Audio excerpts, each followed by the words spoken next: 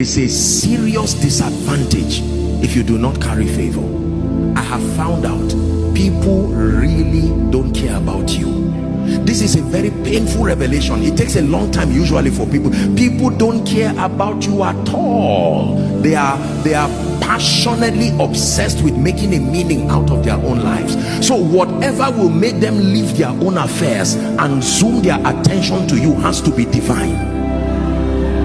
Listen, most of us have this superstitious idea that just because I love God, everybody will shut down on their destinies and just pay attention to me. No, sir. Apostle, the other day I sat in church and someone was looking at me and smiling. My brother, as he was looking at you, he was thinking about something else. I can almost tell you, you are not the one he was looking at. I'm not being sarcastic. Have you seen people talk and walk and you think they are talking to you, but they are talking about themselves? How is this rent going to come? Say, sorry, I'm not talking to you, I'm discussing something serious. Listen, do you know why I'm teaching you this? It's not just to laugh and to scorn.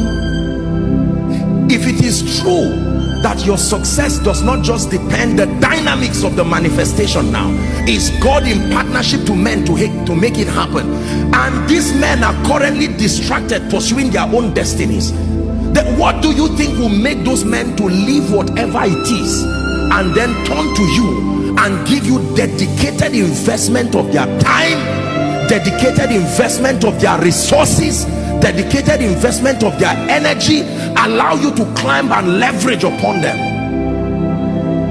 I was preaching, I was preaching years ago, and a man of God preached before me, and he shared a story that I found very, very powerful. Pay attention to the story.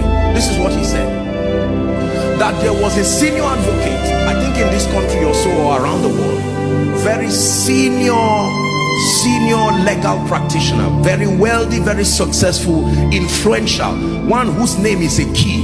You know, names can be two things, keys or padlocks, but this one, his name is a key. And there was this young lawyer who had tried to set up his firm. It failed. Very sincere, smart gentleman. Watch this.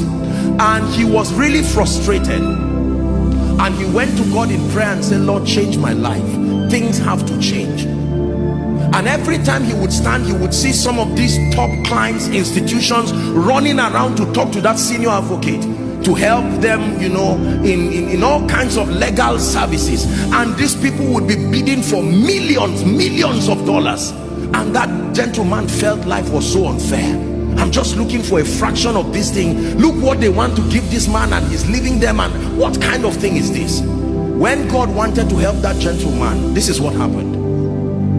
In the presence, I think they were at a conference, and there were several people, businessmen, billionaires, other lawyers, chief captains of industry. And this young man came and cried and said, sir, please help me. Please change my life. And the man said, okay, I will help you. And he said, follow me. And he came out of the veranda, and everybody was looking at him. Oh, this is that our senior advocate. What is he doing with this guy? Then he began to talk with him. So how are you? How is your wife? I said, sir, that's not the issue. He said, just talk to me. And they were walking together. How are you? Are you eating well? Are you taking care? And he was angry.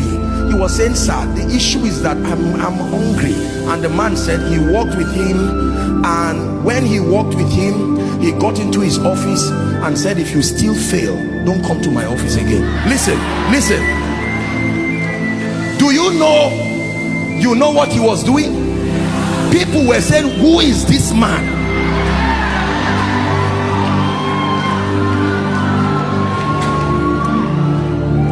Please sit down and learn. You are in the house of God.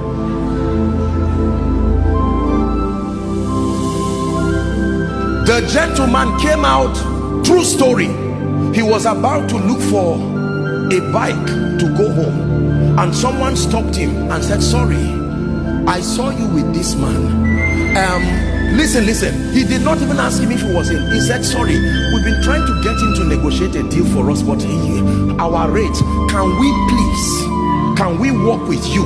And he mentioned a rate that was a breakthrough, and the gentleman was wise to compose himself. Listen, true story. The moment he did that, God granted him grace, called some of his partners and worked together, and within a year this gentleman got a gift and went back to the office of that senior advocate. He knelt down and said, thank you for changing my life. Then the senior advocate asked him, he said, do you know what happened to you? That's what I'm interested in. You keep your gift. You have to study what happened to you so that you will use it on others too. Favor is when an individual invests his credibility on you.